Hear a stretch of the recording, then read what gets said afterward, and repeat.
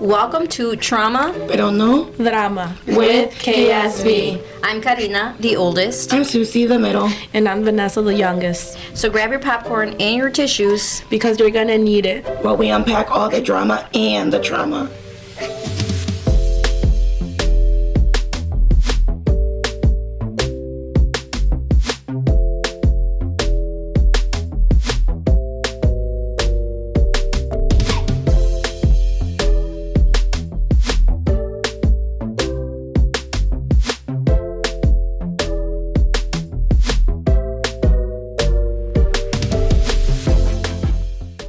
Hey guys, welcome to this week's episode of Trauma Pero No Drama. I'm here with my manas Susie. Hi. And Vanessa. Hi. And today we are recording on a special day. Today would have been our cousin's 42nd birthday. We lost him back in 2012.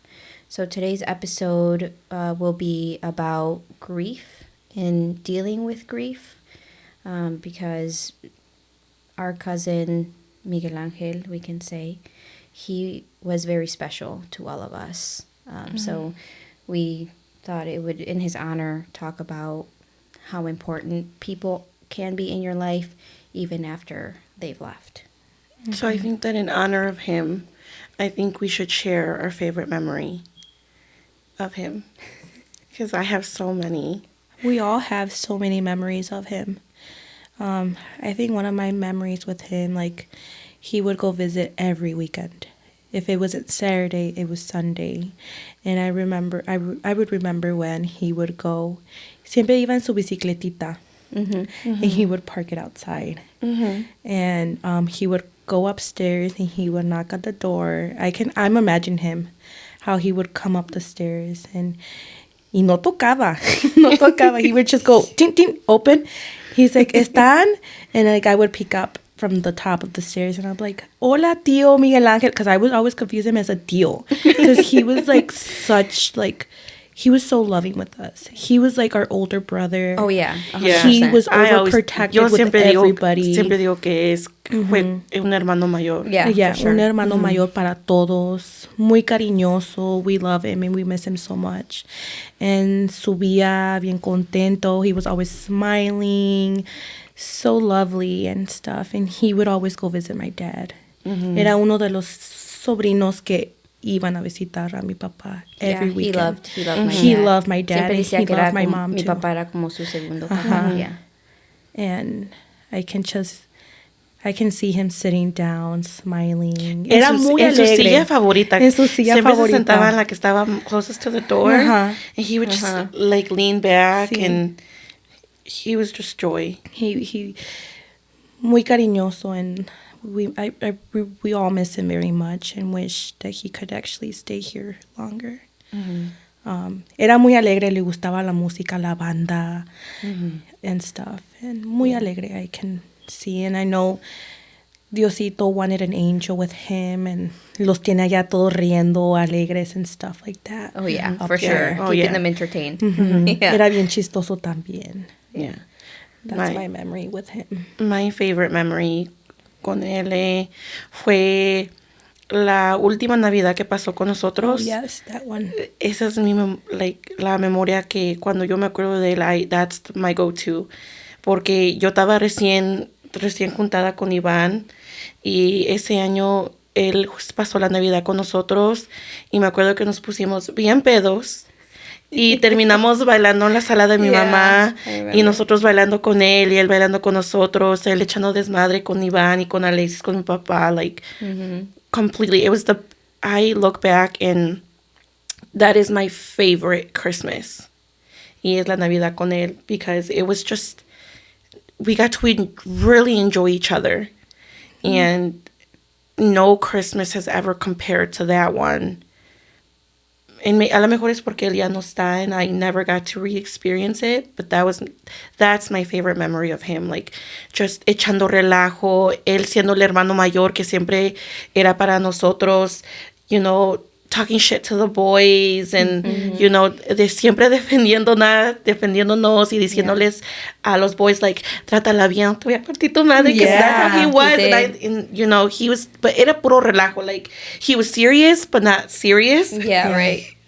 And, like, it was just, like, dancing with, like, that's where I go, like, dancing with him, because él casi no bailaba en las No, fiestas. esa vez sí No, bailó. pero esa vez sí bailó.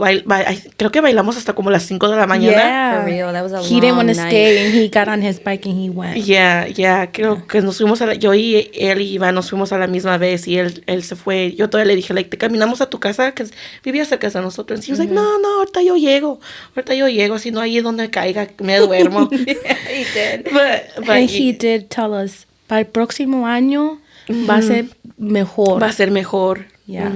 So that's my favorite memory. Yeah, I always looked at him as a big brother también, porque sí era muy protectivo. And I do remember he had to talk with Alex too, like, if you ever hurt her, I will kick your But I remember he was very family oriented. Siempre hacía cookouts at his house, and he would always invite us. And we always try to go because, you know, he was like a brother to us. So we always try to go to his cookouts on the weekends. Y una vez nos invitó y yo terminé peleada con Alex. Like, we were in a big fight. So I'm like, we're not going, because we were fighting and we weren't going to go over there and make it uncomfortable for everybody. So we decided not to go. Y como mi mamá es un poco chismosa. ¿Poco?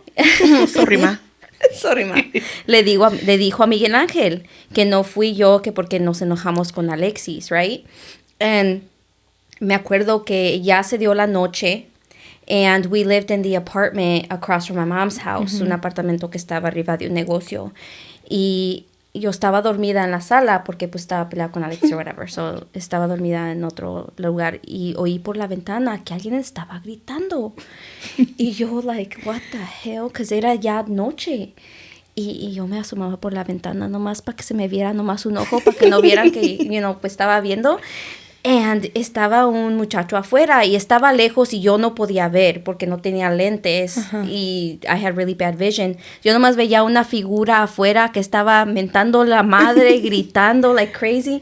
Y yo no sabía quién era. And I'm like, do I go out there? And I'm like, oh my gosh, what if like they're mad at me or Alex or whatever? Y no quise salir.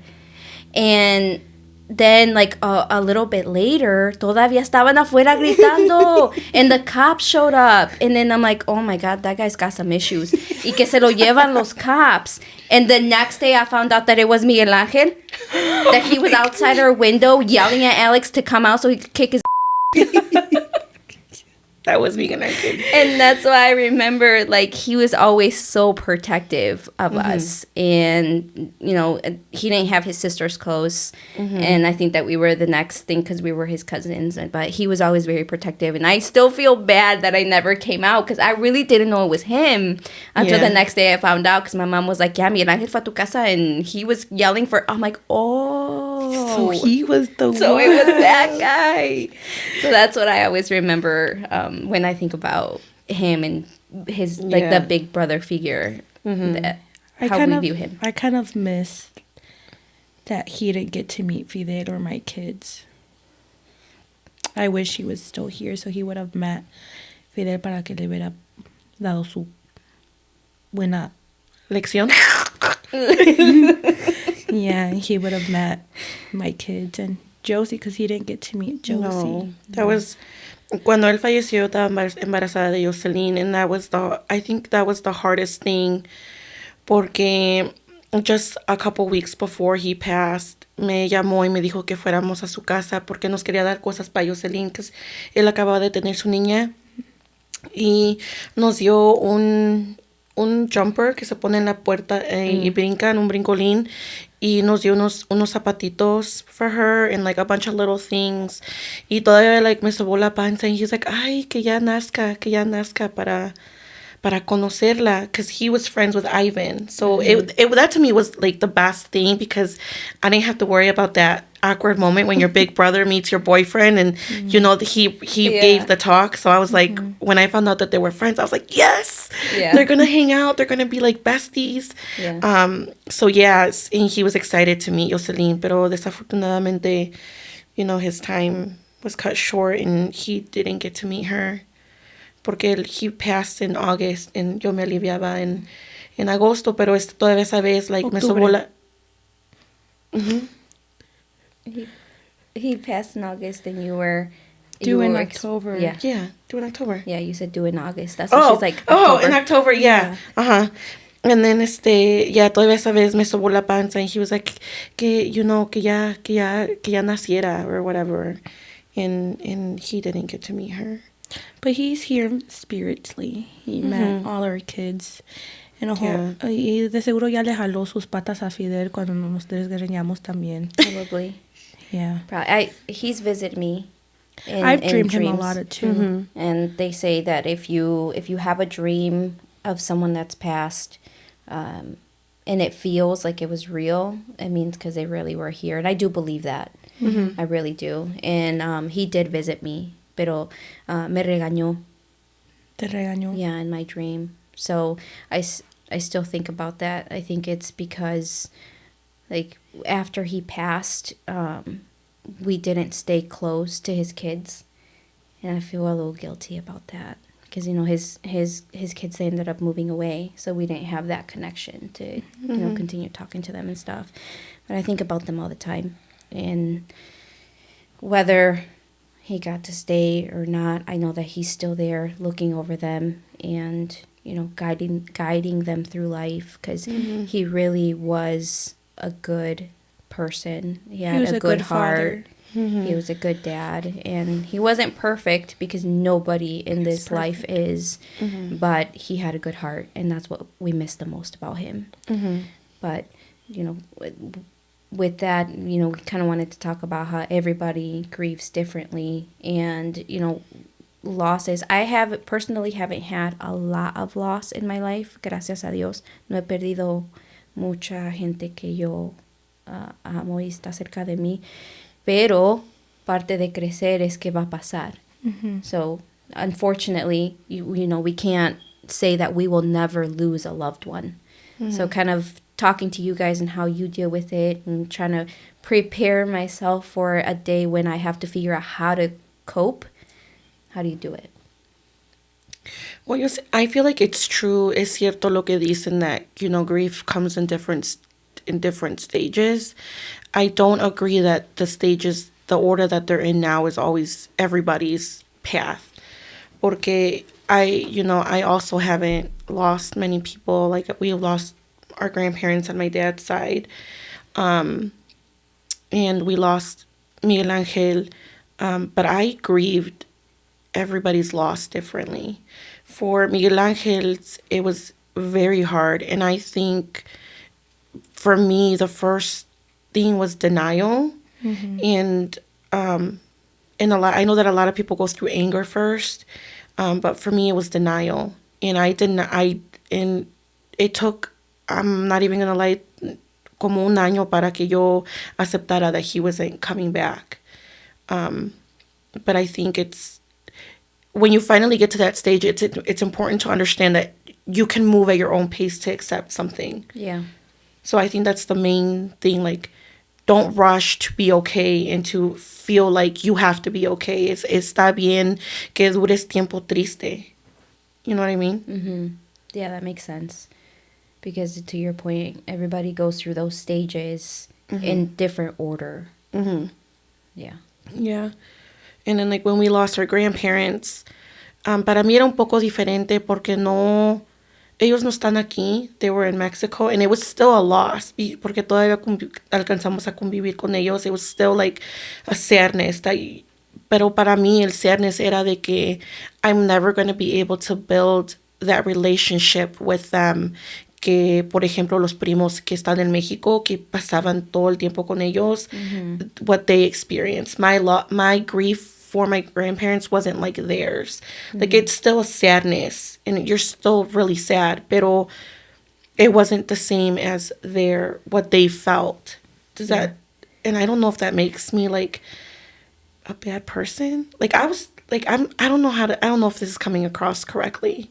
I wondered that for a long time with my grandma, porque cuando falleció mi abuelita, yo no sentí ese dolor en tu corazón, y yo me sentí mal, porque I should. I mean, she was my dad's mom, and she was our grandma, y sí crecí con ella por los primeros, well, when my mom moved to the rancho con ellos, yo creo yo tenía como 2 o 3 años, y nos movimos aquí 5. So sí pasé a couple years con ella. So cuando me di cuenta que ella falleció, yo me sentía culpable porque no sentí un dolor así que no lo aguantaba. And I kept wondering the same, like what you're describing, is am I a bad person? Pero la realidad es que yo no la recordaba mucho, y cuando nos movimos acá, pues ella no estaba. So I didn't get to grow up with her the way that our cousins, to your point, did. Yeah. But I know that, Bunny, because you got to go to Mexico more than we did because you were born here. So yo me acuerdo que mi papá te llevaba a tía Hugo to, like, down there to visit my grandma. So I remember that when my grandma passed, she passed first, you were really upset. Like, you were heartbroken. You had that heartbrokenness that we felt like we were missing. Yeah, well, it was really hard. But I think it's because you got to convivir more time with her, because you went there and then she would come here. As where us, I think you were almost married when they came. I was already moved out, I think, when she came. So it wasn't, we didn't get the same time that you did. Yo creo que yo sí conviví un poquito más with both of my grandparents. And losing my grandma was hard. But como dice Karina, I really don't remember very much memories with her when I would go to Mexico because I was so small. But when she would come here, I do remember that I loved my grandma. She was so kind with me, and me daba caricias and stuff, and she would talk to me and I would talk to her and stuff, like a grandma figured. Well, she was my grandma, duh. But like, she would give me like the grandma love. Yeah. And and when she passed, it did get to me a lot. But I think I suffered more when my grandpa passed. I loved my grandpa, and he loved me. Well, I hope he loved me a lot too. Abuelito, es verdad, danos una señal, si de veras la querías. Yeah, nosotros convivimos un poquito más con mi abuelito, porque nosotros ya íbamos para México más seguido, cada año.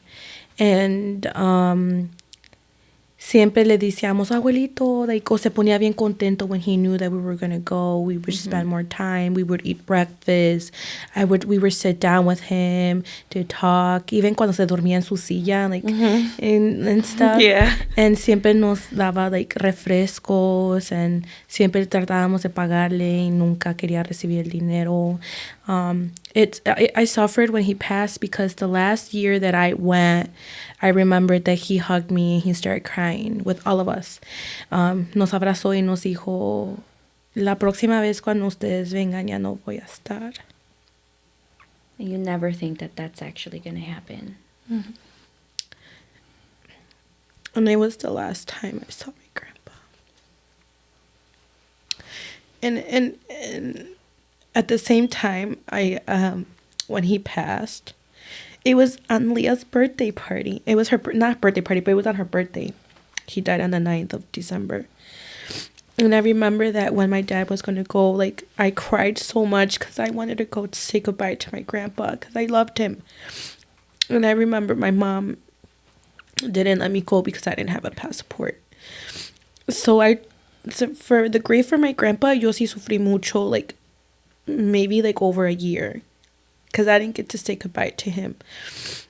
And yo sí sufrí mucho. And I was like mad at my mom and mad at my dad because they didn't take me.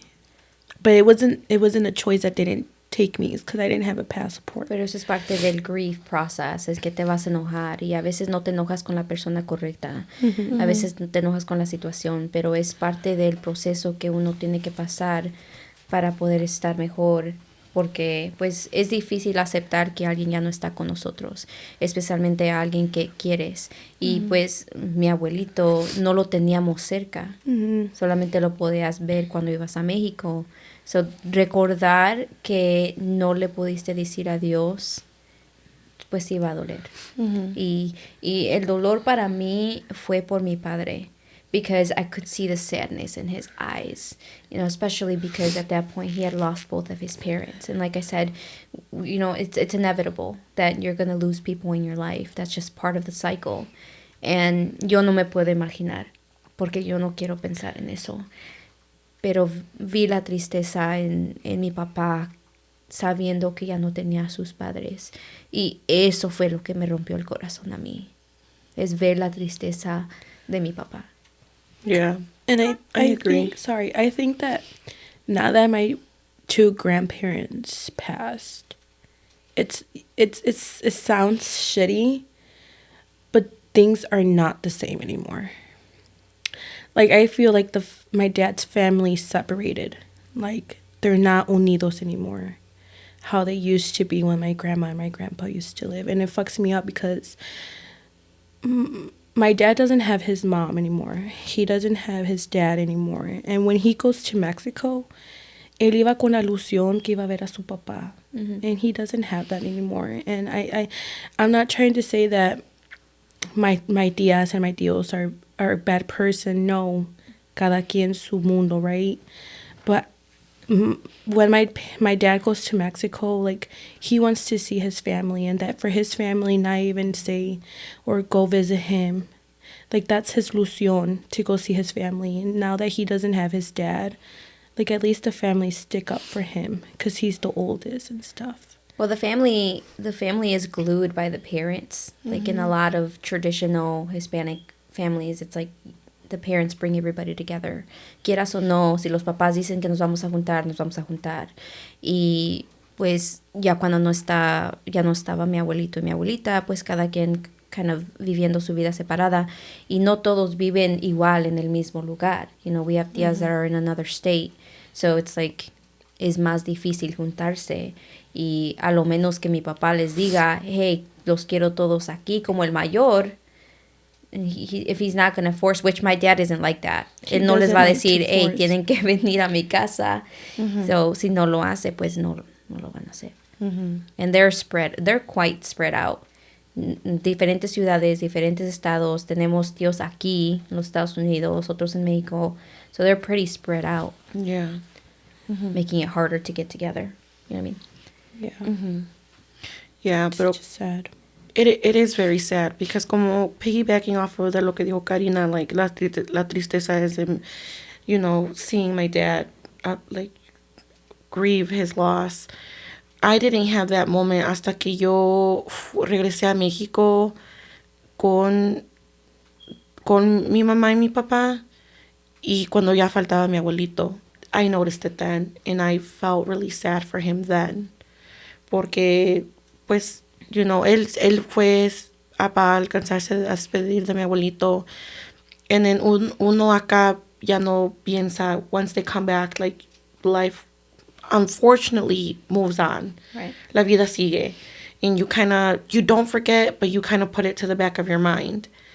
And I had put it to the back of my mind hasta que yo regresé a México y vi que like, triste era mi papá. And it hit me cuando yo regresé con Jocelyn y mi papá se sentó en la misma silla de mi abuelito. Y Jocelyn iba para allá con mi papá. Y se me vino a la mente nosotras cuando íbamos con mi abuelito, él se sentaba en esa silla, y ahí íbamos nosotras de chicles a hacerle plática a mi abuelito. And it broke my heart into like a million pieces to know that my dad, like, he didn't have that moment with his dad anymore. Yeah. So that, I think, en ese momento, I grieved la pérdida de mi abuelito all over again. Yeah. Like, going and not having him there, and then nosotros siempre lo hacemos de costumbre de que cuando vamos a México, we go see our loved ones that have passed on. And going to that cemetery after, a long time in that, they've passed, it hits different each time because to me, it's like another little etapa de grief unfolds. Like, for like the first time you go, maybe it's the denial. The second time you go, it's the anger that you feel because they're not there and you have to see them this way. And then for me, the last time that we went, when we all went together, que les fuimos a llevar flores, to me, it was just sadness because we were all there as a family and it's not something that happens very often, but we were all there and they weren't, no estaban en vida to see it. Like we had to see them in a different way. So, but it's like that's why I say it's so important to understand that your stages are all going to come at different times. It's not going to be back to back to back like people make it out to be. It's going to be time before you reach the next stage of grief. Yeah. But that's why I love our culture and love our traditions because we really focus on the celebration of life. And even when we like went to the cemetery as a family, how many people did we have in that freaking vehicle? Like 13 people that went to the cemetery. Like all the kids were like scrunched up in the trunk with all the flowers. And then when we got there, it's just like everybody's just thinking about their favorite memories. And we talked about, what we remembered. And then you have Dia de los Muertos. That's a big deal for us, Day of the Dead, where we all put our loved ofrendas ones up and we put up their pictures and we on that day we think about their favorite things and what they would have liked if they came or when they come visit in spirit. And you can't focus on the sadness all the time. Is remember them how they would have wanted to be remembered. And that's why I always think about Miguel Angel as our big brother, because that's what he meant to me when he was here, and that's what he will always mean to me even though he's gone. And I hope that when I do go to heaven, because I know that that's where he's at, and I hope that he's at the gates. Well, I think they're all going to be at the gates waiting for us. Que voy a llegar con el tequila. Mi abuelito era bien tequilero. Sí, he También was. Miguel Ángel. Yeah. So They're I up there hope living it up for sure. when our time gets for us to go, I hope they are waiting for us so they can make a party for us for a welcome home. Yeah. Party. And the next generation better put a lot of tequila on that ofrenda for all of us. Because we're alcoholics. In the live and in the dead. Enough for everybody, please. Yeah. Pero como dices tú, like, I think para mí, it's where it's different growing up here. Because aquí, I've been to a funeral here, and es mucha tristeza, como dices tú. It's very sad. Pero I've also been to a funeral in Mexico, porque yo sí pudimos ir de mi abuelita, because we were there. And at first, it was very sad, the visitation. But then it's like a turn of events, and it's something beautiful because they end with like a celebration. Like there's food, your friends and your family come, like the whole village gets together. They pray for you. They give you a ginormous send off with so much love and celebration. And I think, como dices tú, it's a beautiful thing. And the day that I go, I hope that you guys get me like 4 bandas, a lot of tequila, my favorite foods, a buffet, lots of sushi. Lots of sushi. Let me see what else. But yeah, Banda, yeah, it mariachi. is a cultural difference. So I remember when we experienced my grandma's, yo veía que tenían comida, pan, café, and I was like, what in the world is going on here? People were there for hours. Yeah, when Miguel passed and we went down there, because I got to go down there with my dad, we had a banda. Like, he said that when he passed, he wanted a banda. So we walked from my grandma's house to the cemetery, and the banda played the whole way there. And yeah, people were crying, but it's also like, this is what he wanted. He wanted to go off with happiness and not so much tears. And this was the way that we did it. And I'm happy that we were able to do his send-off the way that he told us he wanted it. And I will forever miss him.